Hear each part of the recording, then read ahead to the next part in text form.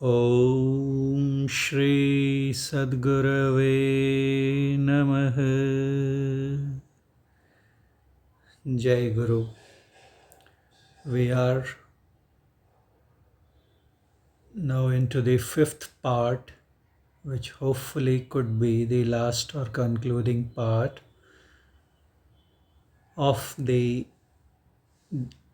recitation of Discourse by Sadguru Maharshi Mehi Paramhans Ji Maharaj, four parts of which have already been uploaded and shared with you. In the previous part, we had seen that there are two ways, as the scriptures suggest, of controlling our mind. One is by forcibly stopping the breathing or life breath, thereby trying to quieten the mind by practicing pranayama. And the other alternative is to practice inner meditation so as to be able to control desires and quieten the mind.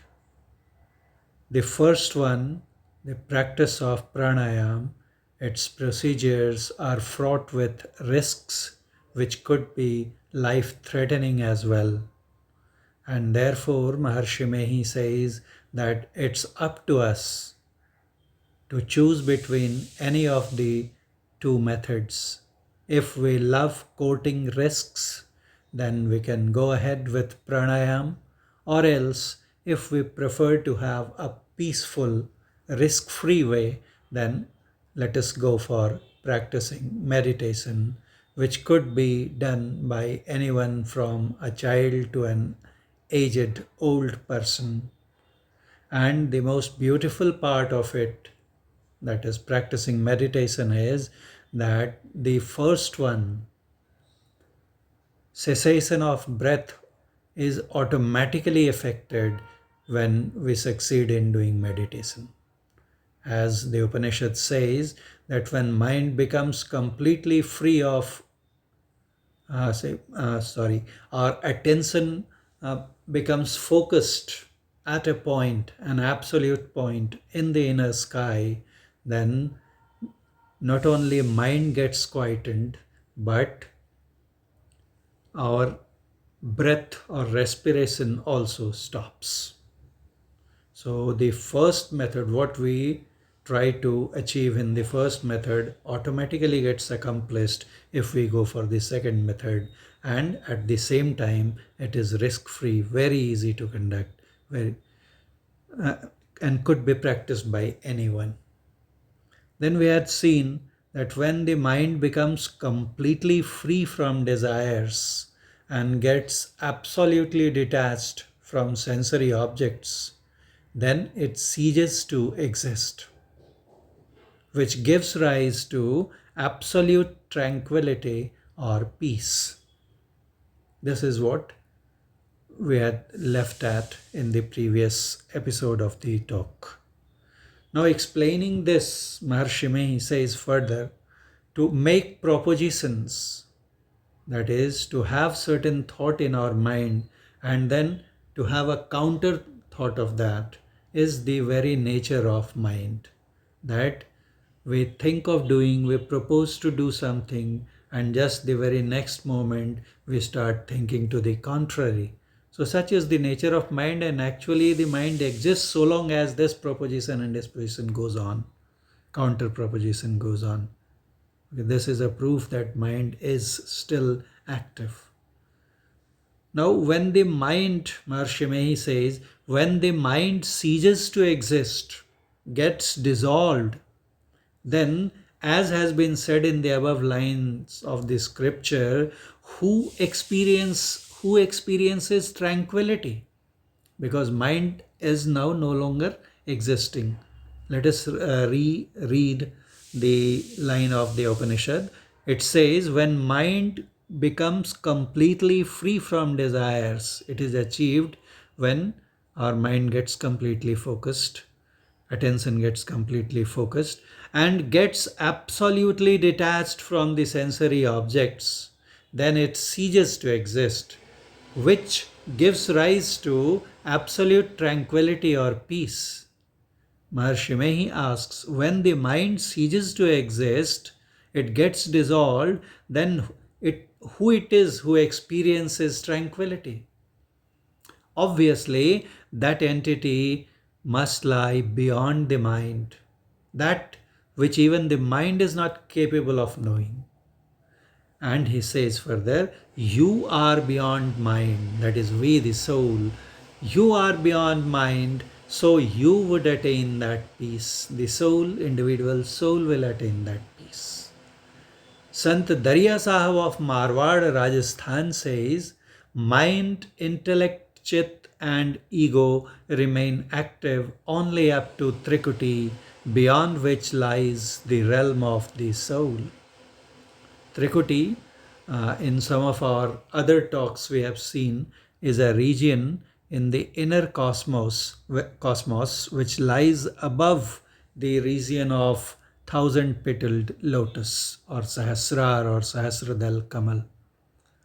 We have seen earlier in some of our previous talks that when we start practicing inner meditation, then as our concentration is collected into a single point, then we pierce through the gross layer of the body as well as the macrocosm or the universe and enter into the astral kingdom, astral realm.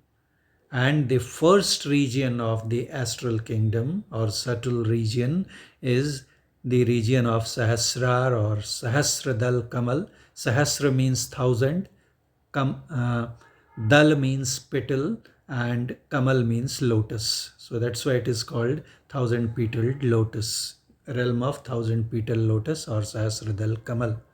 It's because we see so many radiant forms, small radiant forms, which resembles to the practitioner to be a thousand petaled lotus. That's why the name of the region. And beyond that, if we continue with our inner meditation, then we cross even this thousand petal lotus zone and move into the zone of Trikuti, where we get to see the inner sun, which is much more brighter, which much brighter than the sun we see every day in the outer gross universe. And at the same time, it does not have the heat or burning property of the outer sun. It makes the perceiver completely peaceful, cool. So that inner sun, moon gets seen in the region of thousand petal lotus, and sun gets seen in the region of Trikuti. And Trikuti is the peak of the formed universe, that is up to which we could see. Okay, seen or seeable or formed creation lies up to Trikuti only, and beyond that we have to seek help of the vibrations or sounds only to progress further. So that is what is said here in this couplet of Sant Darya Sahab of Marwad, Rajasthan, India. He says that mind, intellect, chit, ego remain active. He doesn't say that they die. They remain active only up to Trikuti, beyond which lies the realm of the soul. That is, a further journey has to be done mainly by the soul itself. And the same thing is said in another way by Sant Tulsi Sahab of Hathras when he says, mind and intellect get lost beyond the realm of the lotus with thousand petals. That is, the soul carries on the rest of the journey and describes the regions lying further ahead. So mind and intellect get lost beyond the realm of lotus with thousand petals means beyond the thousand petal lotus lies Trikuti itself. So he's also saying the same thing in another way. Then Muktikopanishad says that until the mind has been conquered, restrain or control the enemy, that is the senses. until the mind has been conquered, restrain or control the enemy, that is the senses, and completely destroy your chitta and ego by practicing to focus or meditate on a single element. Meditate on a single element. Having done thus, all the desires and the propensity to enjoy the sensory objects would be completely destroyed, just as the lotus is during the season of Hemant. In India, Indian calendar, the whole of the year gets divided into 6 seasons. The fifth one is Hemant, which heralds the onset of winter and generally coincides with the months of November to December, or say first half or week of January. So what it says, just as lotus in the season of winter gets wilted, similarly the mind and its propensity to enjoy the say sensory objects, and it gets completely destroyed. Mind gets wilted if when we practice to focus or meditate and have succeeded in meditating on a single element. Okay. Now, explaining this, Maharshi Mehi says, practice meditation on a single element. What is this single element? Whether one practices pranayam, whether one practices pranayam or he practices meditation, both acts essentially involve jap or recitation of the mantra taught by the Guru. As this is the preliminary step, this jap or recitation of the mantra facilitates concentration or collection of the mind to some extent, not fully, to some extent. The word or mantra meant for recitation should be very short. Mind would be collected or concentrated to the extent to which the mantra is kept brief. If the mantra is long, mind would have to pay attention to all the words contained therein. Tantra as well as the Ved also ordains to recite a single letter mantra. Kabir Sahab says, recite, O mind, Om Namah Siddham, Om. This means that the creation has come into being from this very Om. Word or sound has led to the creation. This whole creation, all the levels of creation, they have been, they have come into existence, or they have been produced by this primeval word or sound. Sound is behind everything. It is at the base of everything. All the existence is based on this substratum of sound or word, which is why in the Bible also, say 2 days ago I had posted, on the occasion of Christmas a few days ago I had posted, say when Bible also says in the beginning was the word, and the same thing is mentioned indirectly in the Quran also. So all agree upon this, that the essence of the whole creation is the word which was created first by God. So in the beginning was the word, it is said. So Maharshi Mehi says in his discourse, this Om consists of 3 syllables in Hindi or Bharati or Sanskrit. We write it is a combination of A, U and Ma. A, U, Ma. Combined together, it reads Om. So therefore, it's also written sometimes as O3M. It was considered to be so pure and refined that in ancient times only some higher caste people, not all, were entitled to pronounce this word.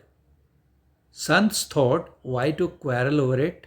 Let's say Sat Nam, true name, Ram Nam, etc., etc. Any other word. Let's not fight over the words, because ultimately these are symbols only. Guru Nanak preached to recite Om and pronounced that all the 4 classes should be taught to recite it.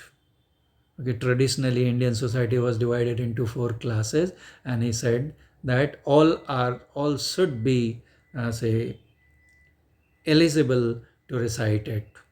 This Om is a divine word.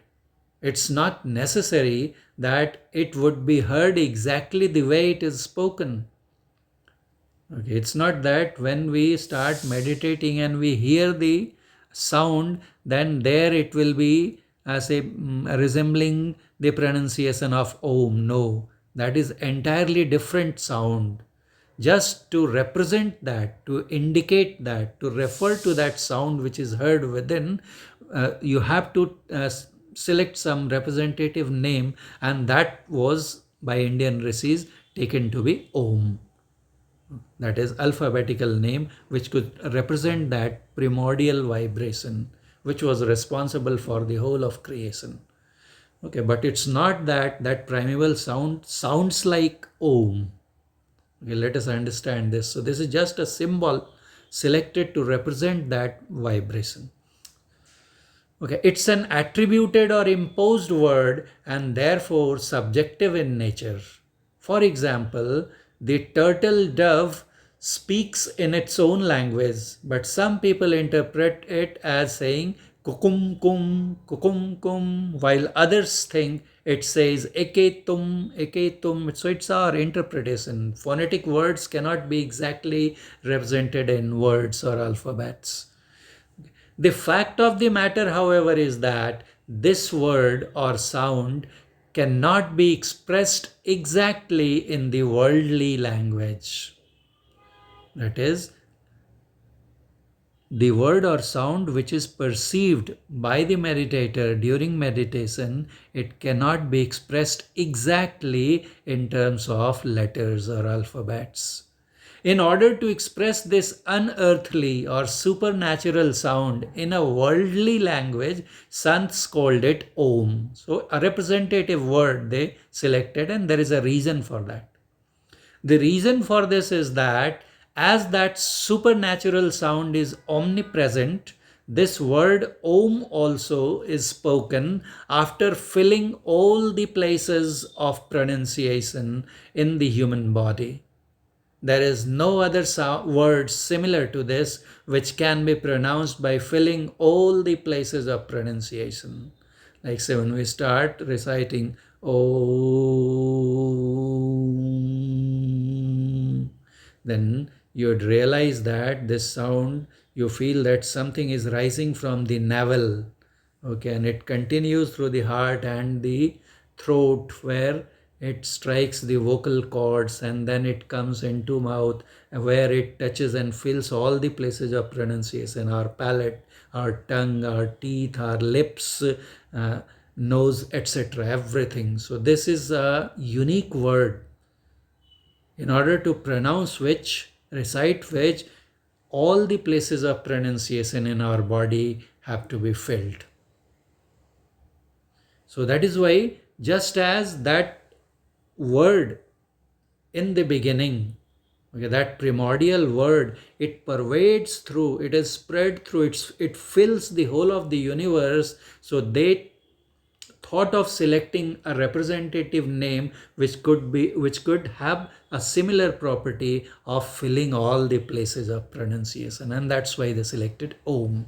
There is no other word similar to this which can be pronounced by filling all the places of pronunciation. Sant Kabir Sahab says of this word, that is Om, primeval word exactly. The primeval name or word is like the magical touchstone, while the mind is like an impure piece of iron.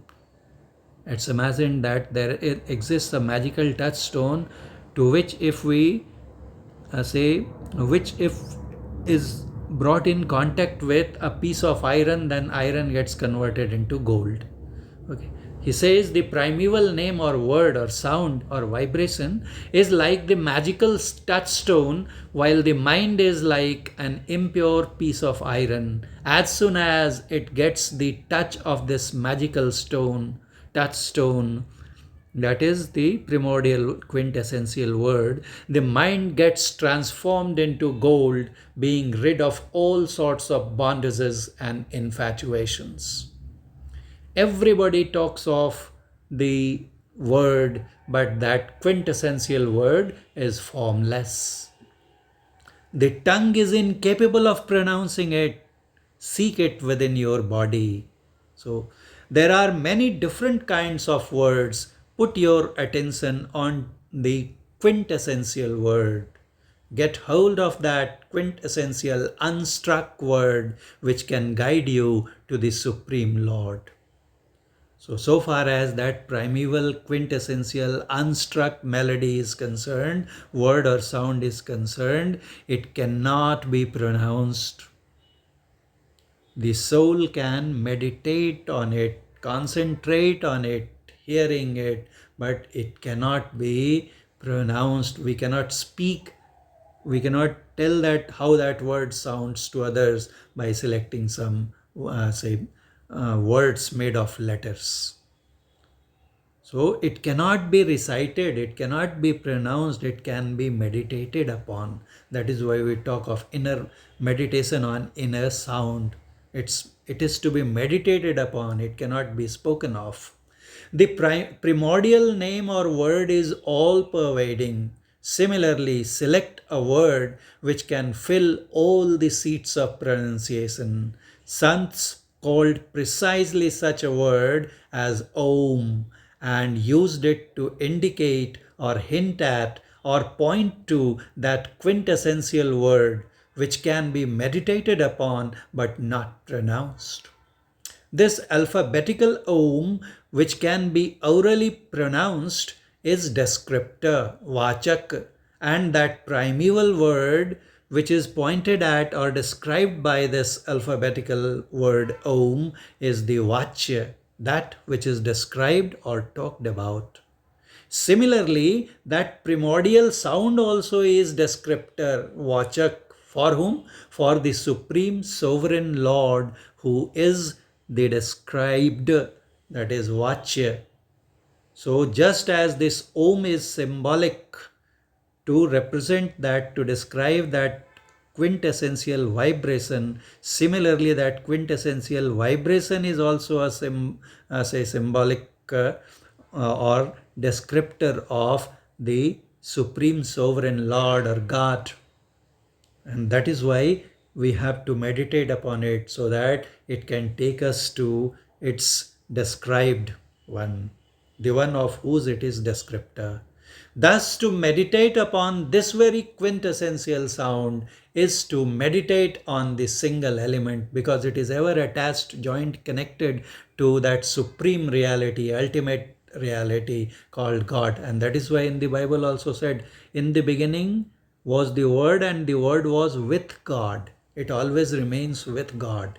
It has been discussed earlier that the shorter the word to be recited, greater is the concentration of mind that results.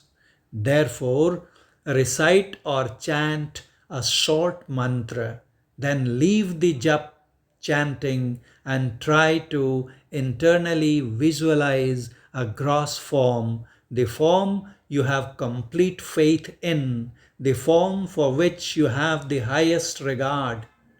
Reciting one mantra or visualizing or focusing upon one form also may be said to imply meditating on a single element.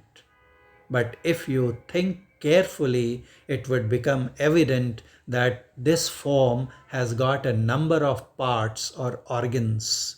That is, if we are trying to meditate upon, trying to mentally visualize the form of uh, anyone whom we regard or revere or adore or worship, then his form has got a number of parts or organs. Even if we are trying to focus only on his, say, face, even then it will have eyes, a forehead, nose, lips, cheek, chin, etc. Okay, so it cannot be a single element, what Maharshi Mehi is saying. It would become evident that this form has got a number of parts or organs, and therefore focusing on these numerous parts or organs would not result in complete shrinking or focusing of attention.